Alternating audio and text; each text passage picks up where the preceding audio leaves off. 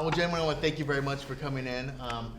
This is one of those films that people understand the end result. They understand, the world that came from it. But it's always interesting to see what built it.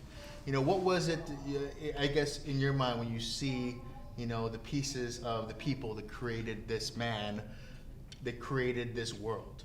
What was it when you guys kind of saw the script that kind of let you into a little bit of who he might have been to create this, I guess, sometimes life-changing kind of world for people?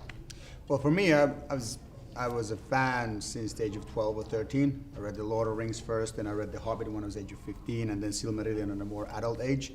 And I think when I started digging into his real life, how many elements, as you said, how many elements you actually found that they're not allegorical, but he's taking them, they were instrumental and inspired into those mythologies. So then after kind of knowing what his real life is, the story of fellowship, friendship, love, and creation, I reread the books, and then I kind of got an extra layer on that. And if you want to specify what's the big thing about his life, is the yearn for friendship. This one, the need to belong somewhere. Like, he desired this club of TCBS, these friends. He wanted to be there. He wanted to belong. He wanted to be inspired. He wanted to feel the joy of life, with them. And I think that's a very poetic and beautiful story, and it kind of maybe was one of the main reasons to do this film.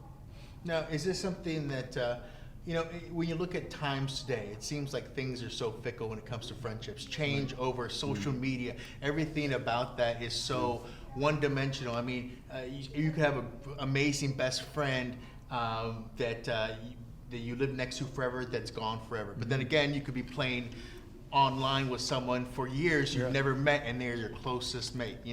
What was it about this friendship you think that helped helped push him forward to become the man he became? I guess I think the honesty in which the boys spoke about their art. There's a lot of scenes where there's quite combative scenes when they speak about it's lackluster sometimes when you write like that and the hurt. But I think in true friendships, I think when your truest friend, like a true brother or a true friend, can say anything to you, that just like a normal friend can't. And I think these boys could say anything to one another, and they do. And I think that's what makes the film interesting. I think that's what makes it real. And sometimes the things are hard to hear, but they're the things that need to be said, the things that are hard to hear, I think. And they wouldn't be, like Anto was saying, they wouldn't be scared of, annoying the other person. In fact, that was probably a bit of a victory if they penetrated them somewhat and affected them. And they valued each other so much. Each other's opinions mattered to them so much, and in that there's kind of a power there and a need to strive for something more, so that you can gain the approval of your gang. Well, and this is something that I love too, because of the time period itself, there's no social media and there's no extra 10 layers of awkwardness that seems to come with every friendship now. Everything can be more awkward for some reason. Awkwardness is a thing that people have to shy away from. So I think, is that something that, because of the time, because of I think I almost feel like it's a little more honest in that regard. Is that something that you feel really came across in these characters? Yes, I think there's an intimacy in their friendship, which is now more difficult to achieve. But as you just pointed out, we are in current environment. I think we kind of leave a buffer between the true ourselves, who we are, and then, or what we want to portray ourselves as. And I think that buffer is now much bigger. In that time, in early 1900, these men, they just were like in a room.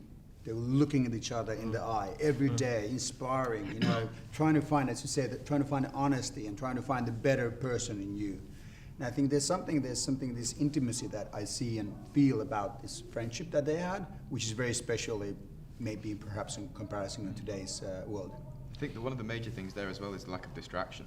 Yeah. Because there is absolutely nothing to take you away from the conversation that you're having, and when that's the case, the conversation goes deeper and deeper and deeper and deeper. 1 second, I'm getting a text. I can't. Exactly. There you go. And it breaks, and there's a barrier there. Yeah. You have to kind of start again. You have to build up the momentum again.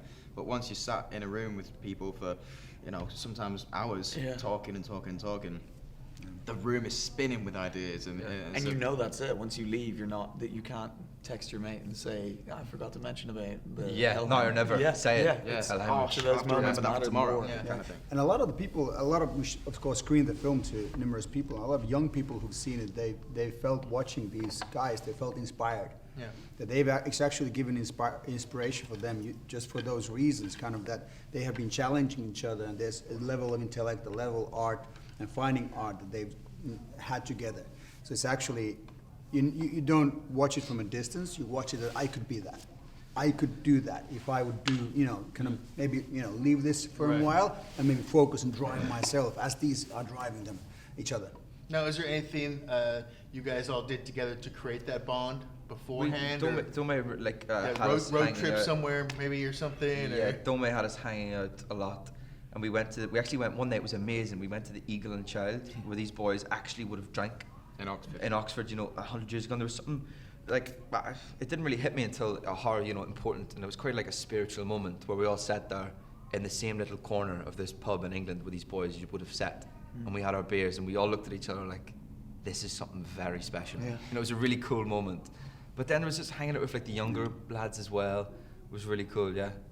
We did a lot. We have, of course, we have a younger group of TCPS and the older group. So what we intentionally did on the first days, we would shoot a scene with the younger group and then shoot a scene with the older group. So kind of they could monitor themselves, look at themselves, how they work and their mannerisms and the how would you say, the energy. Right. So the energy would be same. And I think that united also this older group with the younger group. So that became a team also. Yeah, which was interesting. I've never done anything like that before, where your younger self character is he's already established. Yeah. It already exists. So we had the challenge then of going, okay, what are the little ticks, what are the little idiosyncrasies that these characters have now, Right. after these young actors have played them, and how can we allow them to manifest and change into what we do? Right. And that was a nice extra little challenge that we That did. was nice. I liked that. Yeah. I had a lot of That's fun. something different, definitely. Yeah. And Yeah. they brought a real energy. Yeah, that yeah, we they were a lot sort of had to younger.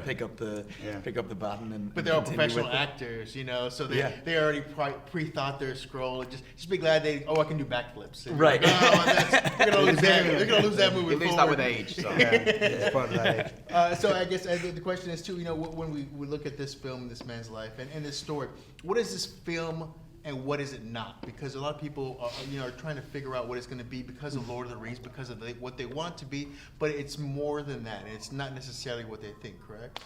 Well, I would say that we sought out to do a film that works. The story has to work. Like every time you do a film, I'm a fan, so for me it's a fan film. Yeah. So as a Tolkien fan, I actually get more out of it, but yet at the same time, you can't do a film as a fan film specifically. You have to do a story, which is in this case a story of friendship, a story of love, which is a story of a young man's growth into becoming who he is. And I think it's a story of war also somehow. It's a story about your mind working, how your imagination works, and you find your imagination. So in that side, you could also take the name Tolkien away and just tell a story of someone becoming the artist he is, someone becoming the person who he is. And I think it's for me, it was always a very beautiful story, a poetic story, touching, and funny also. Like the humor that Tolkien had in his real life, as we said, the banter. We wanted to the banter that these kids had, and being witty, and the guys saw like they were trying to challenge each other, not only in art, but also like who can be funnier, who can be faster, who can be like snappier.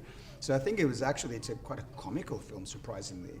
When I watched it the first time with the audience, and when you as a director, you're like, oh, people's gonna hate it. They're gonna hate it. I'm just I'm gonna suck. I'm awful. And like you get that every time. You're in the dark place. And then the first time I sat down, I watched it with the test audience, and they started laughing. And that feeling as a director is just like, because when you get laughter from the audience, you also get tears. You're touching them. Yeah. And so I would say it's probably surprises a lot of people what Tolkien's life is and the story is. Mm-hmm. I'm very excited too about the fact that this will put a light to, the fact that no matter what time, it was created so long ago. It wasn't just last week someone's garage with a YouTube video, that great art is great art no matter the time, whether it's Shakespeare, whether it's Tolkien. I mean, all these things, they're timeless. long lasting, and they create bonds, they create stories, they create characters that, as we can tell, have gone forever and a day. So I want to thank you all for coming very much. I have to ask, did you guys do any Lord of the Rings jokes or pranks while on? Did anyone say you shall not pass while it's filming, or any fun things like that by chance? Sadly, yeah, I think we have to admit that there were some pretty terrible. We're quite good at Ill-timed jokes. bad Yeah. jokes. Yeah, Luckily, quite we good didn't have a lightsaber, so we Right. start doing the sounds. But I would say we wandered and we were a bit lost sometimes. But we found our way again. You found your way, We found our way. and a fellowship along the way as well too. So, Yeah. gentlemen, thank you very much. you We very look much. forward to this film.